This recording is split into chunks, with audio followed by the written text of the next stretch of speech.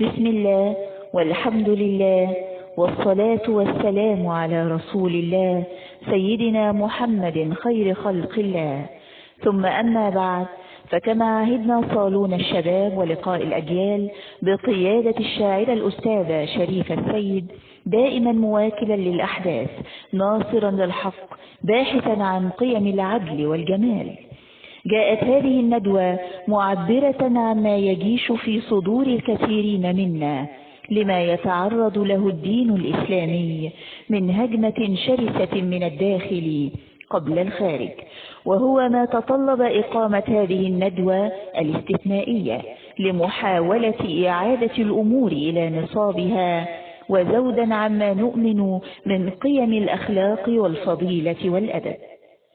وقد جاء موضوع هذه الندوة المباركة للبحث في أسمى هذه المعاني، وهو الأدب مع الله تعالى.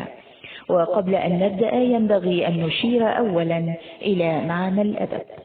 الأدب لغة مأخوذ من كلمة مأدبة، حيث كان العرب في الجاهلية يطلقون على الطعام الذي يدعون الناس إليه اسم مأدبة، ولكن بعد بعثة الرسول صلى الله عليه وسلم تحول معنى الأدب إلى مكارم الأخلاق، حيث يقول سيدنا محمد في الحديث الشريف: أدبني ربي فأحسن تأديبي. ثم تحول في عصر بني أمية ثم العصر العباسي إلى التعليم والتهذيب، وليس أدل على ذلك من رسالتي الأديب الكبير ابن المقفع تحت عنوان الأدب الكبير والأدب الصغير، وفيهما عدد كبير من الحكم والنصائح الأخلاقية الراقية التي تهذب الإنسان. الأدب اصطلاحا هو تعبير المرء عن أفكاره وما يدور داخل وجدانه ومشاعره، أو وصفه لما يراه من أحداث يومية وتعبيره عنها، ولكن بأسلوب راق ولغة رزينة ومحكمة. التعريف العام للأدب هو كل شيء أنتجه عقل الإنسان ويكون هذا المنتج قد أثر على تفكير الإنسان.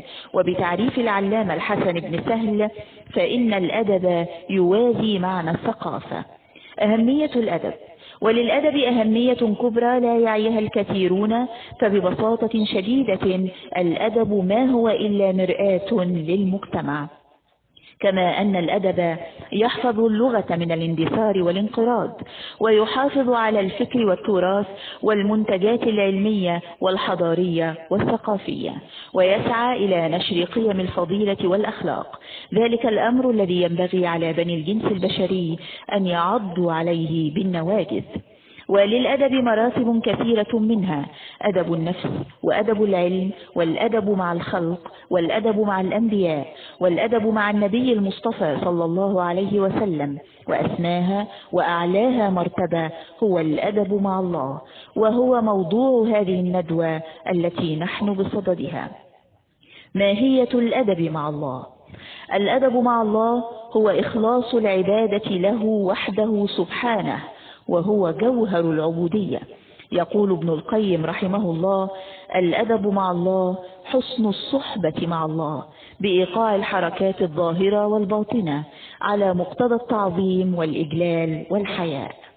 مقامات الأدب مع الله تعالى: ويمكن أن نوجز مقامات الأدب مع الله تعالى في الأمور التالية: الأول التصديق بكل ما أخبر الله تعالى به من أمور الغيب.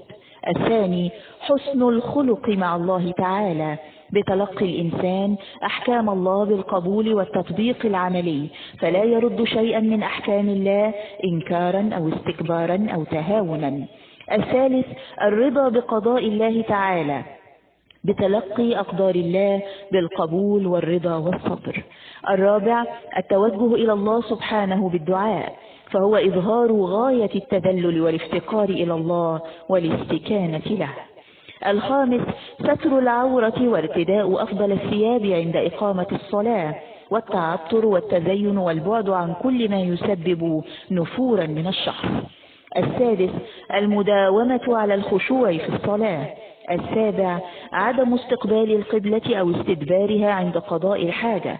روى الشيخان عن أبي أيوب الأنصاري أن النبي صلى الله عليه وسلم قال: إذا أتيتم الغائط فلا تستقبلوا القبلة ولا تستدبروها ولكن شرقوا أو غربوا.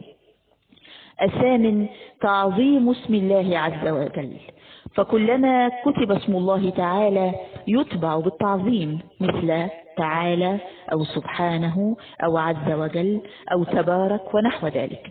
ومن الأدب مع الله سبحانه عدم الدخول بشيء فيه اسم الله تعالى إلى أماكن النجاسات إلا عند الضرورة، وكذلك عدم إلقاء الأوراق التي فيها اسم الله تعالى في صناديق القمامة. التاسع توحيد الله وتعظيمه وطاعة أوامره ونواهيه والحياء منه، وهذا يشمل القلب واللسان والجوارح. العاشر شكر الله تعالى على نعمه الكثيرة التي لا تعد ولا تحصى. 11 طاعة رسول الله صلى الله عليه وسلم، وقال تعالى: من يطع الرسول فقد أطاع الله ومن تولى فما أرسلناك عليهم حفيظا. روى الشيخان عن أبي هريرة رضي الله عنه أن رسول الله صلى الله عليه وسلم قال: من أطاعني فقد أطاع الله ومن عصاني فقد عصى الله. 12 ومن أجل مقامات الأدب مع الله استواء الظاهر والباطن في عبادته سبحانه والتعاملات مع الخلق. 13 عدم رفع الوجه في الصلاة. 14 النهي عن قراءة القرآن في الركوع أو السجود، فهو مقام ذل وانكسار لا يجوز ذكر كلام الله به. 15 الشعور الدائم بالافتقار إلى الله هو عنوان الأدب مع الله عز وجل. قال بعض العلماء: من تهاون بالأدب عوقب بحرمان السنة، ومن تهاون بالسنة عوقب بحرمان الفرائض، ومن تهاون بالفرائض عوقب بحرمان المعرفة. 16 عدم القسم، وإن كان فلا قسم إلا بالله. يقول النبي صلى الله عليه وسلم: إن الله ينهاكم أن تحلفوا بآبائكم، من كان حالفا فليحلف بالله أو ليصمت. 17 أن ما يفعله البعض من دعاء الأموات والاستغاثة بهم والنذر لهم والذبح لهم، حتى وإن كان من وجهة نظرهم من قبيل التقرب إلى الله، لهو الشرك الأكبر، وهو أكبر مظاهر سوء الأدب مع الله. 18 مراقبة الله في الغيب والشهادة والسر والعلانية. 19 تعظيم شعائره وتجنب حرماته. 20 التسليم التام لآياته وأحكامه وعدم الخوض فيها بغير علم أو المجادلة بغير دليل. 21 الغضب لانتهاك حرمات الله وحدوده، بل إن الإساءة إلى الآخر بالإيذاء بالقول أو العمل لهو من أشد وأقصى مراتب سوء الأدب مع الله. وإن الغضب لانتهاك الحدود له ضوابط ينبغي أن تراعى، منها عدم الإيذاء بالقول أو العمل، واتباع الوسائل والطرق السلمية في التعبير عن الغضب، ذلك وأن اتباع غير ذلك فيه الكثير من الضرر. فينبغي علينا أن نراعي هذه الضوابط حتى لا ينقلب الحال علينا ويزداد الأمر سوءا، وحتى لا نفسد من حيث نريد الإصلاح. أيها الإخوة الأحباب، إن الأدب مع الله لهو دستور المؤمن، منه تسمو روحه ويخلص عمله ويسعد في حياته. وإن الأدب في العمل من علامات القبول، وأنه لا قبول لإيمان دون اقتران بعمل. لذا فقد كان حري بنا بعد أن عرضنا أهم مظاهر الأدب مع الخالق سبحانه أن نسعى لتطبيقها في حياتنا العملية، وما كان من توفيق فمن الله، وما كان من تقصير فمن نفسي. أقول قولي هذا وأستغفر الله لي ولكم. كتبه الباحث والشاعر بايزيد المصري، وقرأته عليكم ليلى الشامي.